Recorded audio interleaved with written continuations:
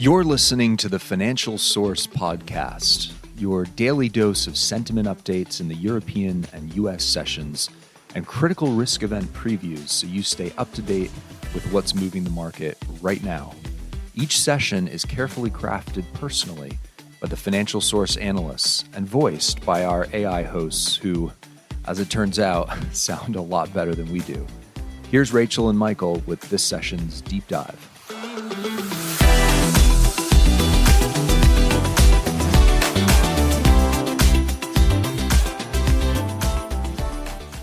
Welcome to the Deep Dive. Our mission today, it's pretty focused. We're distilling the most critical global market movements and geopolitical pivots from today's briefing. That's October 22nd, 2025. We really need to cut through the noise, figure out what's actually driving policy and pricing right now. Yeah, and what's striking immediately is this sort of superficial calm on the surface. The U.S. dollar, it's softened just a bit. All right, gave some breathing room. Exactly, breathing room in FX markets. But look underneath that surface and the whole structure, the foundation of global trade, strategic alignments, it's all under intense, sustained pressure. Okay, so let's unpack this. We got the sources here. We're aiming to connect the dots between foreign exchange, energy, commodities, these escalating tariff wars, which are causing real structural damage, and key geopolitical flashpoints.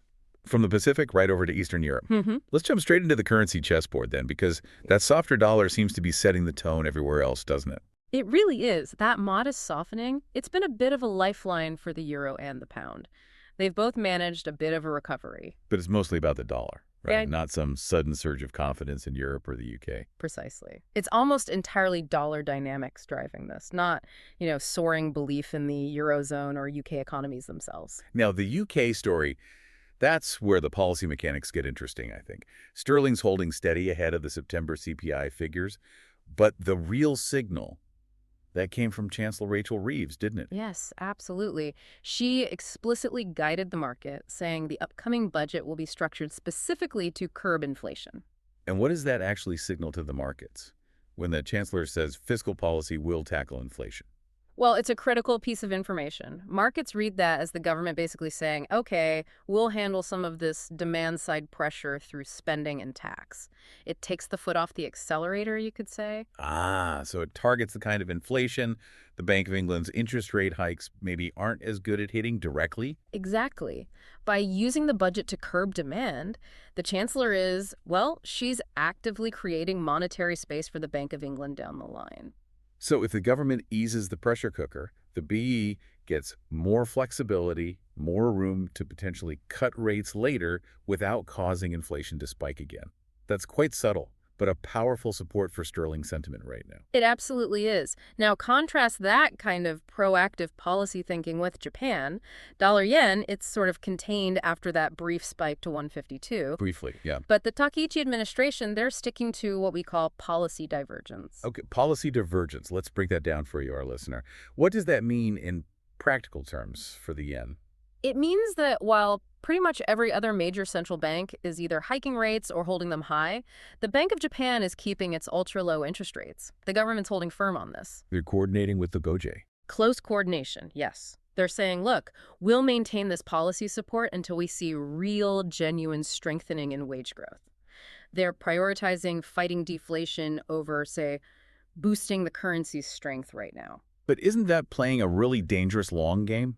I mean, if you maintain that huge difference in interest rates, don't you just invite capital to flow out, keeping the yen weak no matter how much you might threaten to intervene? It is definitely high risk, high reward, no doubt about it. They're making a bet, essentially. A bet that the long-term win of stimulating domestic wages is worth the current pain of a weak yen.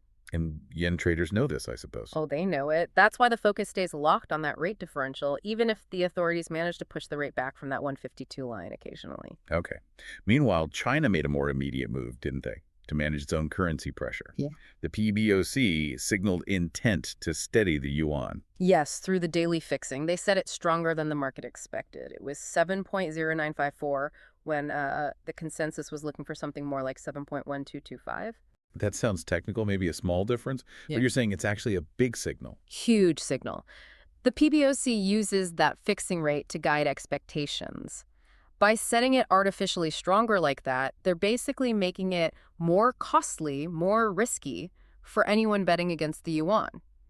It's a deliberate show of control, especially as trade tensions ramp up, which brings us neatly to our next point of pressure. Right, let's pivot to commodities then, because pricing there seems to be firming up, driven by renewed supply risks that just override any currency stability. That's exactly right. Energy's firmer. We had reports of Russian strikes damaging oil and gas facilities, this time in Ukraine's Poltava region. And this is why geopolitics hits home, right? Directly impacts your wallet. Instantly. These strikes immediately revive what we call the supply risk premia. Basically, traders are willing to pay more for oil today because the future supply chain just got riskier. Infrastructure was actually damaged. And adding to that upward push, we saw supportive signs from the U.S. too. Domestic inventories. Yeah, private U.S. inventory estimates. They showed an unexpected draw in crude stocks about 3 million barrels down. That naturally supports prices. And wasn't there something about this Strategic Petroleum Reserve, the SPR? Yes, another layer of support. Washington's planning to buy another 1 million barrels for the SPR. Now, the deliveries aren't until late 2025, maybe early 2026. So not immediate demand, but... But it signals commitment. It ensures a structural layer of future demand is baked in, showing the U.S. intends to restock those reserves after drawing them down heavily in recent years. Okay, shifting over to precious metals. Gold's volatility has been pretty staggering lately. A huge pullback from those record highs, wasn't it? Down towards, what, USD 4,000 an ounce? It was dramatic, the largest percentage drop since 2013, apparently. A real shock to the system. What drove that? Just profit-taking? Or maybe a tiny easing in geopolitical fear? Probably a mix of both. Profit-taking after a huge run-up, maybe a momentary sense that things hadn't escalated further, which sometimes triggers liquidation in safe havens. But the key thing is what stopped the fall. Around that $4,000 mark. Exactly. That level isn't just random, it's a major psychological and technical support floor. So when the price hit that point and hit it fast, it likely triggered automatic buying systems. And you also had genuine dip buyers stepping in. Investors who wait for those big, sharp corrections. Right. They saw it hit the floor and likely viewed it as fundamentally undervalued there, rushing in and stabilizing the price. Interesting. And copper, the sort of global economic health indicator. Copper's quieter, still kind of dampened by all this uncertainty hanging over global trade, which really stems from these escalating tariff wars. We need to dive into that now. Let's do it, and let's talk about that number, 155%. President Trump reiterated U.S. tariffs on Chinese imports are set to jump to roughly 155% starting November 1st. I mean, that feels like moving beyond negotiation into strategic exclusion. That percentage is absolutely a game changer. It's not just about making goods less competitive. It makes entire supply chains, frankly, non-viable almost overnight. I mean, for specific sectors. Think about certain electronics, apparel, specialized components, the cost of making something in China and then paying a 155% tariff to get it into the U.S. It's just impossible to absorb for most businesses. So it forces immediate, really costly decisions about rerouting production, which is why, framing this as forcing decoupling rather than just an economic spat seems right. And adding to the friction, that potential meeting with President Xi, still very uncertain. The president said it might not happen. But the contrast is so important here. While escalating massively with China, Washington is simultaneously trying to forge deeper ties elsewhere. Look at India. Right, moving closer to that long-pending deal with New Delhi. Exactly, a deal that could slash U.S. tariffs on Indian exports, down from around 50% to maybe 15–16%. That's a perfect illustration of the new playbook, isn't it? Targeted punishment for rivals, clear incentives for partners willing to shift production chains. And you can see the operational reality of these shifts already. Look at trade flows. U.S. Customs and Border Protection, they've processed nearly 24 million small parcels just since that de minimis exemption ended. Okay, remind our listener the de minimis exemption. Ending that was a big deal, but what did it actually do? Think of it like closing a loophole for small packages. Previously, low-value shipments, often directly from overseas sellers, like, fast fashion, small gadgets, could enter the U.S. duty-free, often without much customs scrutiny. So ending that means? It means U.S. Customs now has to process this massive volume of small parcels, applying duties and checks. It signals a fundamental, maybe slow, but definite shift in how small-scale international e-commerce is being regulated and taxed. It's a friction point. And all this pressure, it's definitely forcing reactions elsewhere. The EU, for instance. Trade Commissioner Eftchovich invited Chinese officials to Brussels. Yeah, to intensify talks on China's own export controls, he specifically called the scale-up since April unjustified and harmful. And Germany and France are apparently backing a push to raise this issue at the next EU Leaders Summit. So the EU's feeling the pinch too? And South Korea? South Korea is feeling it very acutely. Their trade minister pressed Beijing directly to lift sanctions on their shipbuilder, Hanwha Ocean. And they also raised serious concerns about China limiting rare earth exports. This is raw economic pressure being used strategically. And that economic squeeze, that pressure, is reportedly pushing Beijing towards financial defense mechanisms, exploring a three-way currency swap with Japan and South Korea. This could be one of the most significant defensive financial moves we're tracking. The goal seems crystal clear. Strengthen regional financial ties, boost the use of the yuan, and basically create a kind of non-dollar financial buffer zone. Hedging against U.S. tariffs and maybe potential financial sanctions down the road. Exactly. It's a clear move towards regional financial resilience, maybe even independence, as global trade continues to fragment. Okay, let's shift gears again.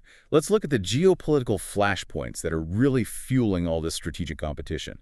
Starting in Eastern Europe, where tensions seem to be spiking again. They really are. Ukraine claimed its forces hit a chemical plant inside Russia in the Bryansk region.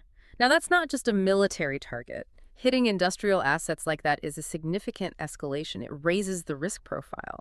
But at the same time, there are still pragmatic channels open.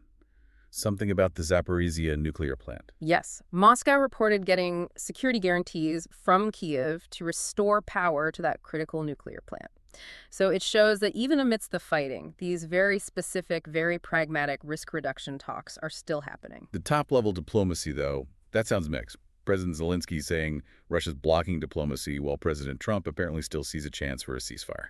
It's definitely mixed signals at the top, although we did see that note about a productive call between U.S. Secretary of State Rubio and Russian Foreign Minister Lavrov. So a working channel is active, even if talks about a Trump-Putin meeting remain pretty vague.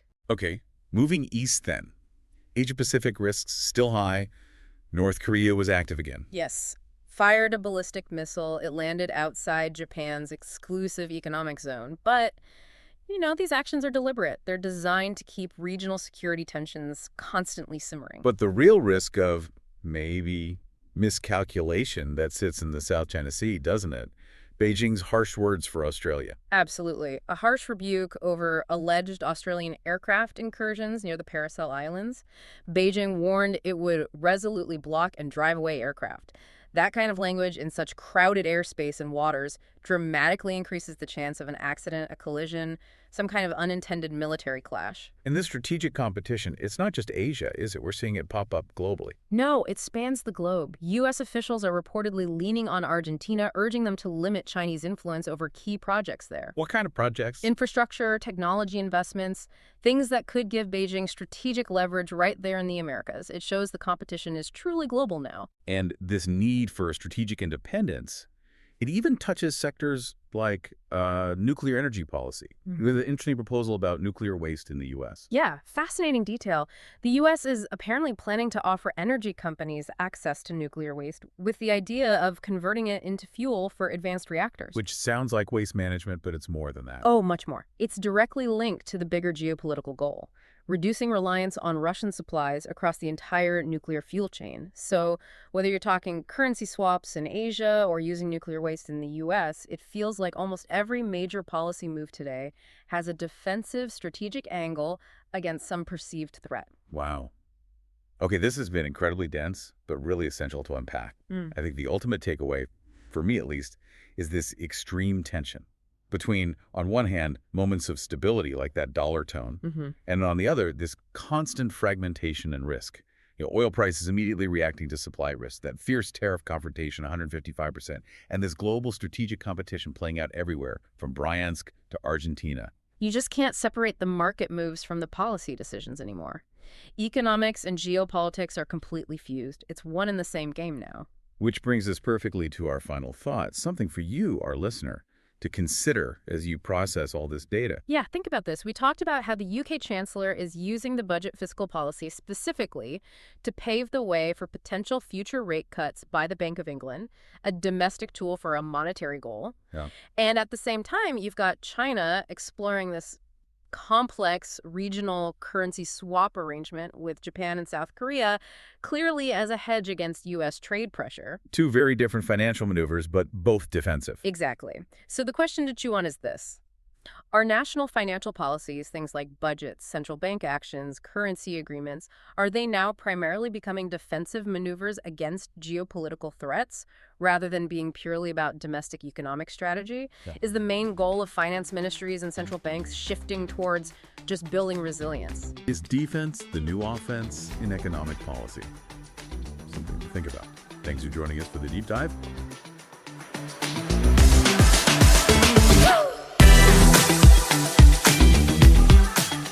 Thanks for listening to the Financial Source podcast. If this podcast helped you at all today, would you consider leaving us a review to help spread the word? Each month, we also give away different resources and indicators just to podcast listeners. So write into Financial Source at support@financialsource.co to claim your free gift today. Talk to you all in the next episode.